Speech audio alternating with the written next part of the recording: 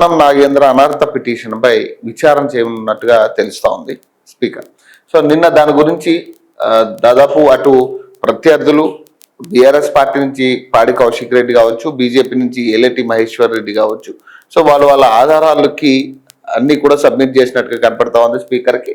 దాంతోపాటు దానం నాగేంద్ర అడ్వకేట్ కూడా సో ఆధారాలు సబ్మిట్ చేసినట్టుగా కనపడతా ఉంది. దీని మీద పాడి కౌశిక్ రెడ్డి ఒక కీలక వ్యాఖ్య చేశాడు. సో అది ఒక ఇప్పుడు హాట్ టాపిక్ గా కనపడతా ఉంది. అది ఏంటంటే ప్రధానంగా ఇక్కడ ఉప ఎన్నిక రాబోతున్నట్టుగా ఆయన స్పష్టత చేసినట్టుగా కనపడతా ఉంది. అంటే చాలా కీలక ఆధారాలు స్పీకర్కి ఇచ్చినట్టుగా తెలుస్తా ఉంది ఈ వ్యాఖ్య వెనుక. సో దానం అనర్హతపై స్పీకర్ విచారణట. హాజరైన పిటిషనర్లు పాడి కౌశిక్ రెడ్డి, ఏలేటి మహేశ్వర్ రెడ్డి. ఇరువురిని క్రాస్ ఎగ్జామినేషన్ చేసిన దానం తరపు లాయర్లట. ఆధారాలని స్పీకర్ కు సమర్పించా, బైపోల్ తప్పదట. బీఆర్ఎస్ ఎమ్మెల్యే పాడి కౌశిక్ రెడ్డి అంటున్నాడు అన్నమాట. ఎమ్మెల్యే నాగేంద్రను సస్పెండ్ చేసిన విషయం బీఆర్ఎస్ దాచిందట. బీజేఎల్పీ నేత మహేశ్వర్ రెడ్డి అంటున్నాడు. నేడు కడియం శ్రీహరి పిటిషన్ విచారణట. సో ఇక్కడ విషయం ఏంటంటే సస్పెండ్ చేశారా లేదా అనే దాని మీద కీలకంగా ఇప్పుడు మనం గతంలో కూడా ఈ విషయాన్ని మనం మాట్లాడుకున్నాం. పార్టీ నుంచి సస్పెండ్ చేయాల్సింది కదా, ముందే పార్టీ నుంచి సస్పెండ్ ఎందుకు చేయలేదు బీఆర్ఎస్ పార్టీ అని మనం మాట్లాడాం. సో వాళ్ళు కూడా దాన్ని ఆధారితంగానే మరి ఇంకా వాళ్ళు బీఆర్ఎస్ పార్టీలోనే ఉన్నారు కదా, మీరు కూడా సస్పెండ్ చేయలేదు కదా, సో ఆ సభ్యత్వం సస్పెండ్ చేయకుండా మరి ఎట్లా మీరు బీఆర్ఎస్ పార్టీ వ్యక్తులు కాదంటారు, వాళ్ళు బీఆర్ఎస్ వ్యక్తులను ఒప్పుకుంటున్నారు కదా అని కాంగ్రెస్ పార్టీ వాళ్ళు చెప్తున్నారు. సో దానం నాగేంద్ర విషయంలో అట్లా కాకుండా ఒక కీలక పత్రం కూడా సబ్మిట్ చేసినట్టుగా కనపడతా ఉంది. పార్టీ నుంచి బీఆర్ఎస్ పార్టీ నుంచి దానం నాగేందర్ని సస్పెండ్ చేసిన పత్రాన్ని వాళ్ళు సబ్మిట్ చేసినట్టుగా ఇక్కడ ఏలేటి మహేశ్వర్ రెడ్డి వ్యాఖ్యల్లో మనకు అర్థమవుతా ఉంది. ఎమ్మెల్యే నాగేందర్ను సస్పెండ్ చేసిన విషయం బీఆర్ఎస్ దాచింది అంటే ఇక్కడ అర్థమేంటి, బీఆర్ఎస్ పార్టీ ఆల్రెడీ దానం నాగేందర్ని సస్పెండ్ చేసిందనే విషయాన్ని, దానికి సంబంధించిన పత్రాన్ని ఏమన్నా వాళ్ళు సబ్మిట్ చేశారా, అది ఇప్పుడు కీలకం కాబోతా ఉంది. సో ఇక్కడ అనర్హత పిటిషన్ పడాలా, అనర్హత వేటు పడాలా వద్దా అనే దాని మీద ఇది కీలకం కాబోతా ఉంది. ఈ ఏదైతే పార్టీ నుంచి సస్పెండ్ చేసిన పత్రం. సో పార్టీ ఫిరాయింపుల కేసులో ఆరోపణలు ఎదుర్కొంటున్న ఖైరతాబాద్ ఎమ్మెల్యే దానం నాగేంద్ర అనర్హత పిటిషన్ పై బుధవారం స్పీకర్ గడ్డం ప్రసాద్ కుమార్ విచారణ జరిపారు. దానం ఫిరాయింపులకు పాల్పడినట్టు పిటిషనర్లు బీఆర్ఎస్ ఎమ్మెల్యే పాడి కౌశిక్ రెడ్డి, బీజేఎల్పీ నేత ఏలేటి మహేశ్వర్ రెడ్డిలు తమ వద్ద ఉన్న ఆధారాలను స్పీకర్ కు సమర్పించనున్నట్టుగా విచారణ అనంతరం మీడియాకు వివరించారు. కాగా స్పీకర్ నిర్ణయం ఇంకా ప్రకటించాల్సి ఉన్నది. నేడు కడియం శ్రీహరి పిటిషన్ విచారణకు రానున్నదట. ఇక్కడ ఒకటి, ఎందుకు కడియం శ్రీహరి విషయంలో కానీ దానం నాగేంద్ర విషయంలో కానీ ఇమీడియట్ రియాక్ట్ కాలేకపోతుంది. ఇప్పుడు ఏదైతే మిగతా ఎమ్మెల్యేల విషయంలో రియాక్ట్ అయిందో, లేదు వాళ్ళ పార్టీ మారలేదు, వాళ్ళు బీఆర్ఎస్ పార్టీలోనే ఉన్నారు, పార్టీ మారిన దానికి ఎటువంటి ఆధారాలు లేవు, లేదా ఆయా ఎమ్మెల్యేలు ప్రెస్ మీట్లు పెట్టి మేము బీఆర్ఎస్ పార్టీలో ఉన్నాం, ఇప్పటికీ మా అకౌంట్ నుంచి బీఆర్ఎస్ పార్టీకి ఫండ్ వెళ్తుంది, 5,000 కట్ అవుతా ఉన్నాయి ప్రతి నెల అని చెప్పి ఏదైతే ఎమ్మెల్యేలు ఎంత ఓపెన్ గా చెప్పారు, కానీ అంతే ఓపెన్ గా దానం నాగేంద్ర గారిని కడియం శ్రీహరి విషయంలో చెప్పలేకపోతున్నారు.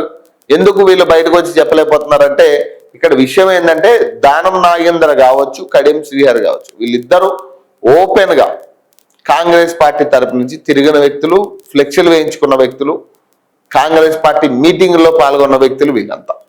సో ఇప్పటికీ మనం ఖైరతాబాద్ నియోజకవర్గం వెళ్తే దానం నాగేంద్ర ఫోటోలు అన్ని కూడా కాంగ్రెస్ ఫ్లెక్సీలోనే ఉంటాయి. ఆయన ఎంపీగా పోటీ చేసిండు, ఇక్కడ నుంచి మళ్ళీ సికింద్రాబాద్ కాన్స్టిట్యున్సీ నుంచి ఎంపీ టికెట్ తెచ్చుకుని పోటీ చేసిన వ్యక్తి ఆయన.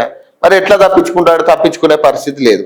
100% వీళ్ళిద్దరికి మాత్రం అనర్హత పిటిషన్ వేయాల్సిందే అనే టాక్ వినబడతా ఉంది. కానీ ఈ నేపథ్యంలో మళ్ళీ వీళ్ళు ఇప్పుడు బీఆర్ఎస్ నుంచి ఎందుకు వీళ్ళని సస్పెండ్ చేయలేదు ఇప్పటిదాకా, ఇంకా వీళ్ళని ఎందుకు ఉంచుకున్నారంటే మళ్ళీ తిరిగి వస్తారన్న ఆలోచన వాళ్ళకు ఉందా, లేదా వాళ్ళ పార్టీ వ్యక్తులే కాబట్టి వాళ్ళు సస్పెండ్ చేయలేదా అనే అనుమానాలు ఉండే.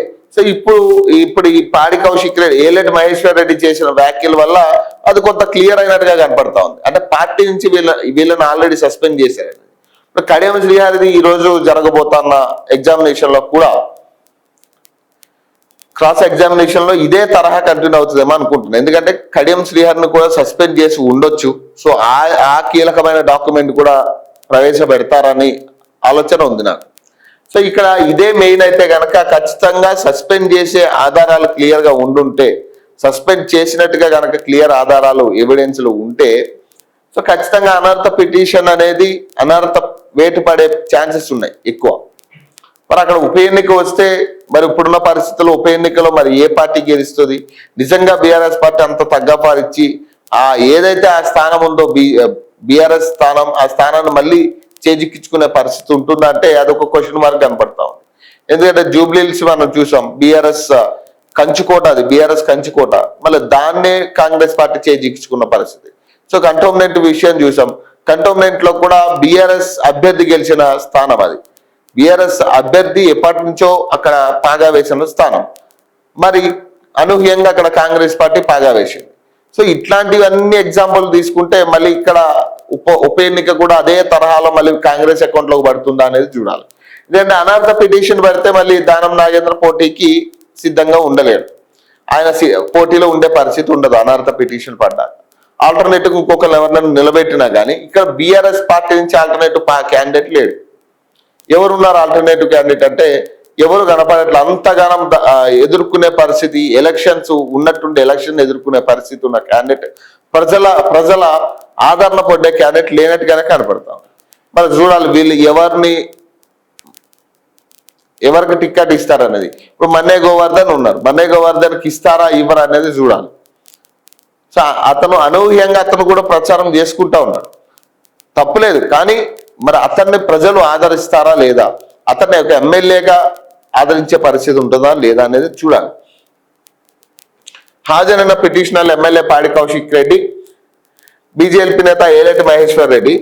సో ఖైరతాబాద్ ఎమ్మెల్యే దానం నాగేంద్రపై బీఆర్ఎస్ ఎమ్మెల్యే పాడి కౌశిక్ రెడ్డి దాఖలు చేసిన అనర్హత పిటిషన్ స్పీకర్ గెడ్డం ప్రసాద్ కుమార్ బుధవారం తన ఛాంబర్ లో విచారణ జరిపారు.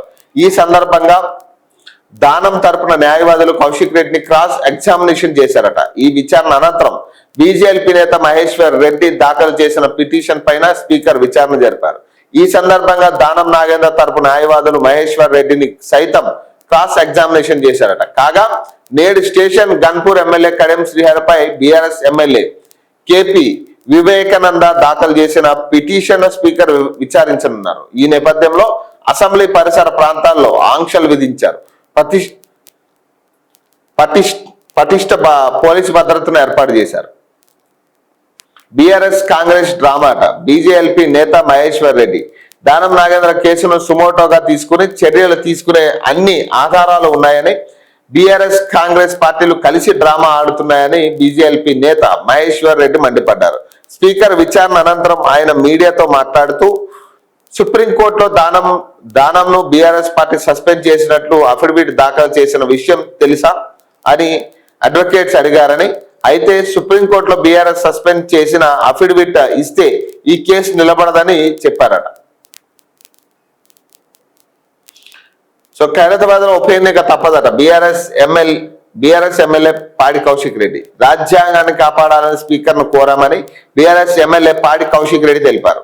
స్పీకర్ విచారణ అనంతరం ఆయన మీడియాతో మాట్లాడుతూ ఖైరతాబాద్ లో ఉప ఎన్నిక తప్పదని పేర్కొన్నారు. క్రాస్ ఎగ్జామినేషన్ చేశారని అడిగిన ప్రశ్నే తిప్పి అడిగారని, దానం కప్పుకున్న కండువాపై చేతి గుర్తు లేదు కదా అని ప్రశ్నించారని, మూడు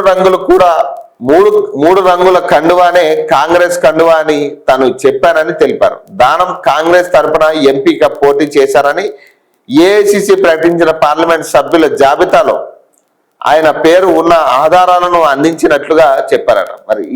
మరి ఈ మాత్రం నిజంగా గనక చిత్తశుద్ధిగా మొదటి నుంచి గనక స్పీకర్ రిజల్ట్లు ఇస్తే ఈ పార్టీకి దాదాపు 10 మంది ఎమ్మెల్యేలకి అనర్హత పిటిషన్ పడాల్సిందే.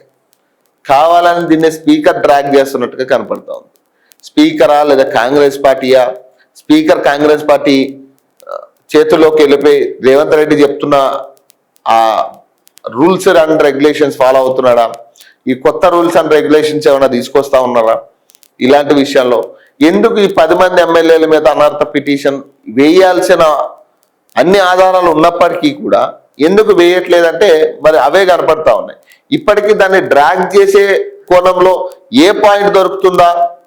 ఇప్పుడు స్పీకర్కి ఏ పాయింట్ దొరికితే ఏ పాయింట్ మీద దీన్ని డ్రాగ్ చేయొచ్చు అనే దాని మీద మాత్రమే వాళ్ళు ఫోకస్ చేసినట్టుగా కనపడతా ఉంది క్లియర్గా.